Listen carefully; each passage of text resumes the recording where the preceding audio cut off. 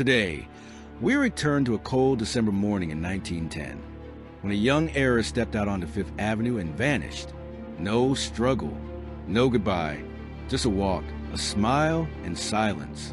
Some say she broke free. Others believe she was buried by shame, scandal, or something far worse. So lean in as we unravel the haunting disappearance of Dorothy Arnold. "I'll be home before dinner." That's what she said. A sentence as harmless as a petal, spoken by a wealthy, educated, 25-year-old woman named Dorothy Harriet Camille Arnold. She said it to her mother just after 11 a.m. on a crisp December morning in 1910, casually stepping out into the clamorous energy of Manhattan. She never came back. Not for dinner. Not for anything. The world did not explode. There were no screams. No reports of blood. Just a vanishing so seamless it felt choreographed. Like reality blinked and politely excused her from existence. The daughter of a millionaire perfume importer, a graduate of Bryn Mawr, a budding writer with dreams of literary fame. She disappeared in broad daylight in one of the most crowded cities on earth, and not a single soul saw it happen. By the time her family admitted she was missing, weeks later, in an act of hubris and horror, her trail was already stone cold. But oh, it gets darker. Investigators found burned letters in the fireplace, a secret mailbox at the post office, a scandalous affair, rumors of pregnancy, suicide, escaped murder. Her name was dropped in blackmail letters, whispered in asylum halls, and scrawled into anonymous hotel ledgers. And her body? Never found. This is not just a disappearance. It's a slow-motion collapse of privilege, trust, and identity. It's a woman erased while the city kept humming, and her family kept lying, and history kept forgetting. But we're going to remember. We're going to unpeel every layer of this gilded nightmare and ask, again and again, what really happened to Dorothy Arnold? Manhattan, 1910. The city wasn't just alive, it was ravenous, gasping on steam, choking on horse manure, and elbow-deep in ambition. This was a decade before First World War, when Fifth Avenue smelled like roses and rot, when corsets squeezed spines into elegance and secrets into submission. New York was metamorphosing. Old money stared down new ideas. Women were reading Nietzsche and sneaking out to talk about suffrage scandal and Freud. And above it all, an elite class paraded down Park Avenue in furs and ignorance, pretending the world didn't itch underneath their gloves. It was a time when women were beginning to say no. No to marriages, no to fathers, no to a future as ornament. But saying no didn't mean freedom. It meant war. Dorothy Arnold's world was not your average 1910. She lived at 108 East 79th Street, in a brownstone mansion you couldn't afford even in Monopoly. Her family lineage read like a credit check from God. Blue blood.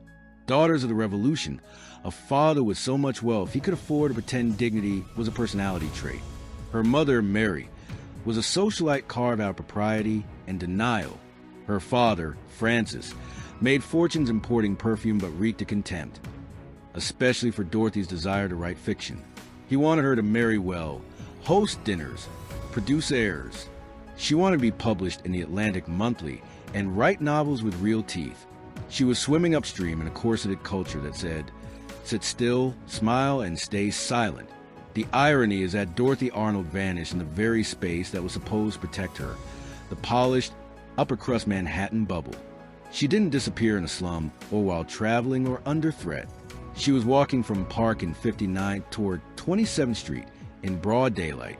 The streets were alive. People were everywhere. And yet, no screams, no chases, no leads. It's as if the city swallowed her whole and wiped its mouth. To understand the violence of her disappearance, you have to understand the illusion of her safety. This was the age of locked drawing rooms and censored telegrams, of honor, shame, and catastrophic silence. Dorothy didn't just vanish from the streets of New York. She vanished from the rules of her time. Dorothy Arnold wasn't Flake, a runaway, or a damsel.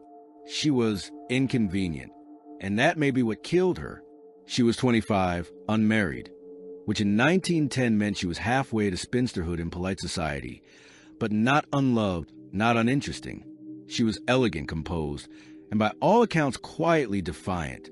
The kind of woman who attended teas in velvet gloves, but secretly rolled her eyes at every empty-headed socialite in the room.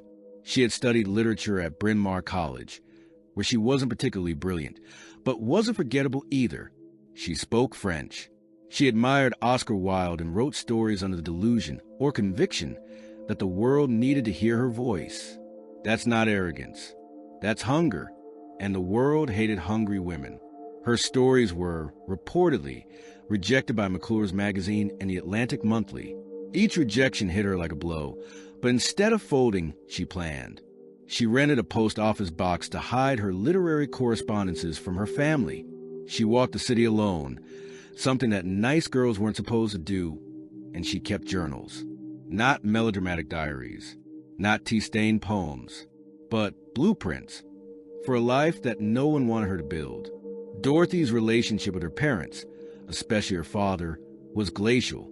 He believed writing was beneath her, that publishing her stories would ruin her social chances. Literary ambitions were for desperate girls and bohemians. He all but sneered. His love came with terms and contracts. Don't embarrass us. Don't be weird. Don't be anything that can't be married off. Dorothy obeyed the rules just enough to stay in the house. But she wasn't just biding time. She was plotting. Friends say she often joked about moving to Greenwich Village or even Paris. She talked about getting a flat, maybe teaching, maybe traveling. Maybe, that's the saddest part, because none of it happened. There was one man, though. George Griscom Jr., a 40-year-old Pittsburgh playboy with more money than sense and a face like an overboiled potato. Dorothy loved him, or something like love. Her family hated him. She met him during a trip to Pennsylvania. They exchanged scandalous letters and even spent a week together in Boston under fake names. A nuclear-level scandal for the era. To love someone the world says you shouldn't. To want something your family thinks is beneath you. To dream of escaping a cage lined with silk. Dorothy wasn't fragile. She was cornered, and she was about to disappear. It was a Sunday, December 12th, 1910. The kind of winter day that looks pretty from a window, but tastes like ash on the street. Dorothy came down to breakfast in a light blue tailored suit with a velvet hat. Elegant but ordinary. She told her mother she was going to walk to Brentano's bookstore on Fifth Avenue to buy a new evening gown for her sister's upcoming debutante party. Her voice was casual, her demeanor unremarkable. She had $25 in her purse, a decent sum then, roughly $800 today, and no apparent intention of fleeing the country or faking her death. No suitcase, no travel bag, no farewell letters. Just a calm smile and that line, "I'll be home before dinner." That's the moment. That's when the fracture began. Nobody saw it. Around 11 a.m., she walked out the door and into history. She was seen by a clerk at Park in Tilford, where she bought a box of chocolates. Then again at Brentano's, where she browsed but bought nothing. At around 2 p.m., she ran into a friend named Gladys King near 27th Street. They chatted for a moment. Dorothy said she'd walk through Central Park before heading home. Nothing about her seemed rushed or rattled. She didn't look scared. She didn't even look especially sad. That was the last confirmed sighting of her. Ever. No taxis. No trains. No screams. Just gone. Her family didn't panic at first. Not that night. Not even the next day. This part is almost more disturbing than the disappearance itself. Dorothy's mother claimed she thought Dorothy was spending the night with friends. Her father said nothing publicly, but privately began to burn letters and question servants. For days, they told no one. They didn't contact the police. They didn't tell her friends. They didn't speak to the press. Because to admit Dorothy had vanished would be to admit she wasn't in control. It wasn't until 6 weeks later, 6 weeks, that they confessed the world. Their daughter had disappeared without a trace. By then, the trail was not cold. It was a glacier. That gap, those silent days, remains one of the most suspicious and unforgivable parts of the case. Either they knew something, or they couldn't bear the shame of admitting they didn't. There's a line between privacy and complicity, and the Arnolds danced all over it. Dorothy stepped out for a book and a dress. She vanished like smoke. You can almost hear the case cracking under its own weight. By January, newspapers were frothing. Headline screamed, "Heiress missing. Mysterious disappearance of society girl." But the facts? Mutating like viruses. Dorothy had been spotted in Chicago, in San Francisco, in Canada, in Naples. Everyone saw her. No one saw her. The press couldn't stop printing. The police couldn't find a damn thing. Then there was her father, Francis Arnold, a man who clung to denial like it was a family heirloom. He hired the Pinkertons instead of going to the NYPD, paid them handsomely, told them not to make a fuss. Their searches, quiet, private, suffocatingly elite, turn up absolutely nothing. And when the public finally asked why Dorothy hadn't been reported missing for weeks, Francis gave an answer that deserves to be chiseled into some monument of patriarchal ego. "I did not want the name of my daughter to appear in the newspapers, and I did not want the public to know her." He said that, out loud, to people. There's secrecy, and then there's whatever the hell that was. And still, rumors kept multiplying like maggots. Was she pregnant? Was she planning an elopement? Did she throw herself into the icy lake in Central Park? Did George Griscom know something and just pretend he didn't? He was conveniently vacationing in Italy at the time. When interrogated, he swore he hadn't seen her in months. Her parents didn't believe him. Honestly, no one did. Even worse, Dorothy's own mother began receiving letters. Anonymous, cryptic, taunting. One claimed Dorothy had been abducted by a white slavery ring. Another said she was dead in a Pittsburgh basement. One described in gruesome detail a secret abortion gone wrong. None of them could be verified, but each one carved deeper into the wound. Then they found the mail slot. Yes, the mail slot at the post office under a false name. Dorothy had been receiving literary rejection letters and correspondence from George, a private little box for private little dreams. Her family claimed they knew nothing about it, which begs a question. Did they ever really know her at all? The Pinkertons eventually admitted defeat. The NYPD had nothing. Friends were interrogated. Clerks were questioned. Psychics were consulted. Theories spiraled into Gothic absurdity. But not a single person, not one, could say what happened to her after 2 p.m. on that December afternoon. It wasn't just a mystery anymore. It was a maze, built from shame, sealed by silence, and paved with the bones of 1,000 what-ifs. This is where the whole thing becomes a fever dream, a downward spiral of half-truths, botched leads, and societal theater disguised as investigation. You want logic? Go read a textbook. This case operates on a cocktail of shame, incompetence, and Victorian fragility. Let's start with the police. By the time they were finally brought in, weeks late, remember, the NYPD assigned detectives to interview family, friends, servants, and basically anyone who had the misfortune of once breathing the same air as Dorothy Arnold. They turned up nothing. No one saw her enter a cab. No hotel staff remembered her. No hospitals reported a Jane Doe matching her description. No morgues. No travel records. It was as if she had dissolved into the sidewalk. So they did what every failing investigation does. They pointed fingers. First theory, suicide. The rejected stories, the secret relationship, the pressure conform. They painted her as a fragile waif with ink-stained dreams who cracked under the weight of rejection. Except there was no note, no indication, no history of depression. She had made plans for that afternoon, bought chocolates, laughed with a friend. Who commits suicide between errands? Next theory, elopement. Maybe she ran off with George Griscom Jr. to escape her suffocating family. Romantic, right? Except George denied it repeatedly. In fact, he'd wired her money weeks before the disappearance, supposedly for a shopping trip. Suspicious? Absolutely. But she never used it. And no travel agency, train station, or ship manifesto listed her name, or any known alias. Then came the nuclear option, illegal abortion. The media devoured it.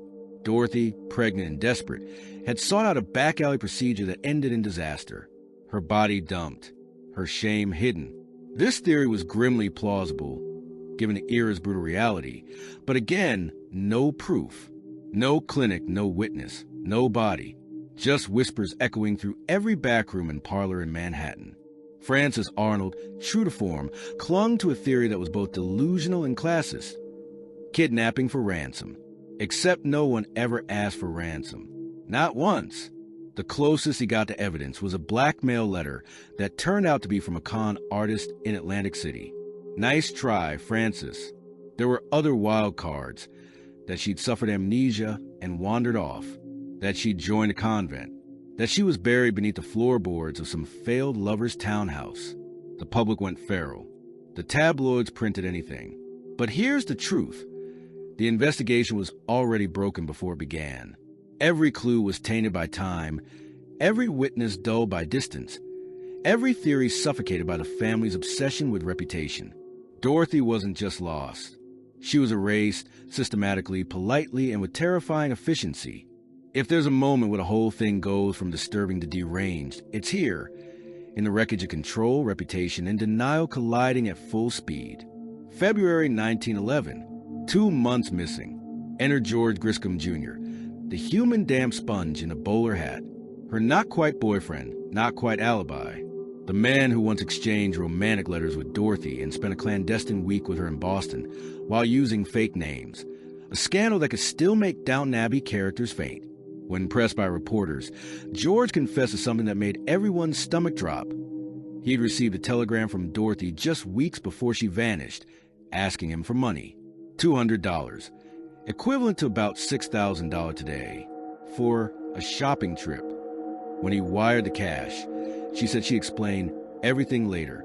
She never did. Why would a woman from a millionaire family need to beg a man for cash? Why did she lie about her plans? Why did her family never mention this telegram until the press dragged it out of George like a tooth? And then the letters emerged. Dorothy had been writing George from New York, long after their Boston rendezvous. In one, she called home like hell. In another, she mentioned trying to publish a short story called Lotus Leaves, which had been rejected. She described her father as furious, mocking her for even trying, suggested her future had no room for such childish things. "Never speak of your disgraceful attempts to write," he had said, according to Dorothy's note. And there it is, the quiet apocalypse. A young woman's dignity flayed by her own family, her dreams dismissed not with violence, but with sneers and silence. When this came out, the press went volcanic. Women's suffrage groups latched onto the case. Was this the fate of ambitious women? To be crushed, erased, driven mad by a world that only loved them silent?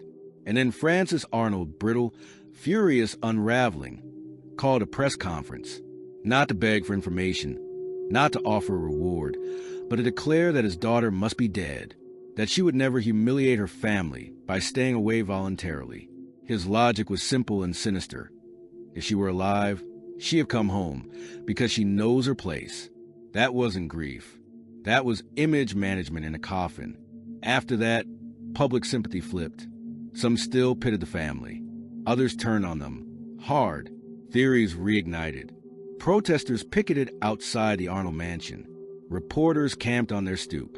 And beneath all of it, the noise, the ink, the breathless theories. Dorothy remained missing, unfound, unclaimed, like the truth. Resolution? That word doesn't belong here.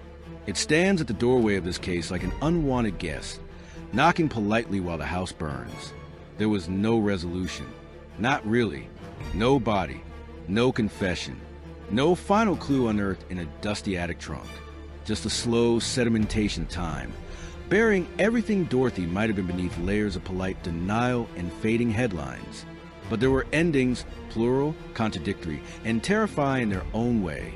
Some claimed she died during a secret abortion, her body incinerated or buried in the garden of a rogue doctor. Her father allegedly investigated medical offices in seedy districts. Quietly, of course, and even bribed city officials to shut down one clinic that got too close to the truth. But no arrest, no names, just a lingering stink of backroom surgeries and moral panic. Others swore she jumped into the Central Park Reservoir, her coat billowing like a funeral flag.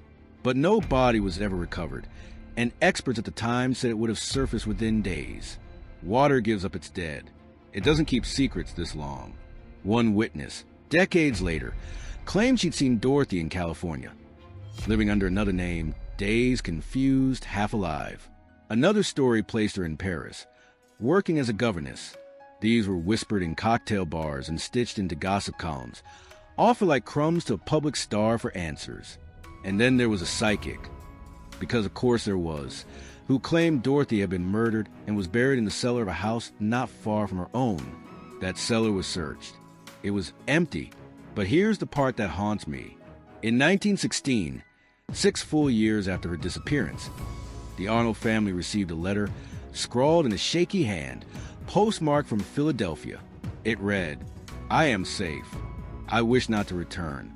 I have my reasons. Dorothy H.C. Arnold." Her middle initials were wrong. Her tone was off. But the handwriting? Close. Too close. Experts couldn't confirm it. The family dismissed it. The police filed it. But what if Dorothy did escape? What if she finally slipped the noose of that house, that father, that life? What if she walked away and became someone else? And what if she never told a soul? Because she knew they'd drag her back. That's the horror, isn't it? That the truth might not be buried in a grave. It might be alive, living under another name, watching the world forget. Dorothy vanished, but her absence, that stuck around like rot behind wallpaper, invisible but poisoning everything. The Arnold family never recovered. Not publicly, not privately. Francis Arnold died in 1922, still insisting Dorothy was dead.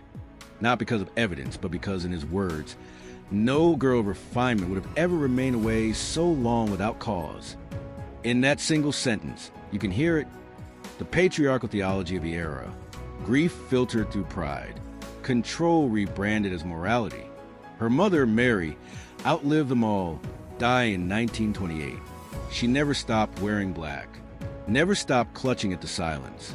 The house on 79th Street, that dark Victorian mausoleum with its manicured secrets, was eventually sold. Its windows got cleaned, the carpets replaced. But for a time, Manhattan whispered that you could still hear footsteps pacing the second floor. Dorothy's room was left untouched. Her clothes remained in the closet, her books unread, her last half-finished letter, reportedly tucked away in a drawer, sealed in its own kind of coffin. And then, something stranger happened. She became folklore, not the comforting kind, the twisted, fragmented variety. Urban legend layered onto true crime. College girls in the 1930s were warned not to dream too big, lest they end up like Dorothy Arnold, spirited, ambitious, crushed. In old New York boarding schools, teachers whispered that Dorothy's ghost wandered Central Park in a powder blue coat, asking passers-by for directions that led nowhere. A few early feminist writers picked up her story as a cautionary tale. Dorothy became emblematic of the thousands of silenced women, brilliant, trapped, erased. Her photo, big hat, clever eyes, Mona Lisa smile, floated through suffragette zines and underground novels as a symbol of what happens when you don't obey. Not all ghosts rattle chains. Some just leave you reading rejection letters in the dark. And in the true crime community, Dorothy's case became a blueprint, a model of how not to run an investigation, a study in privilege poisoning logic. You can still trace its fingerprints across missing persons protocols today, especially the rule that you report immediately, not 6 weeks later, no matter how rich or embarrassed you are. Her disappearance wasn't just a tragedy. It was a crack in the mirror of a society obsessed with decorum. And no one, not the police, not the Pinkertons, not the press, ever filled in the fracture. Because Dorothy didn't vanish in spite of her world. She vanished because of it. Imagine this.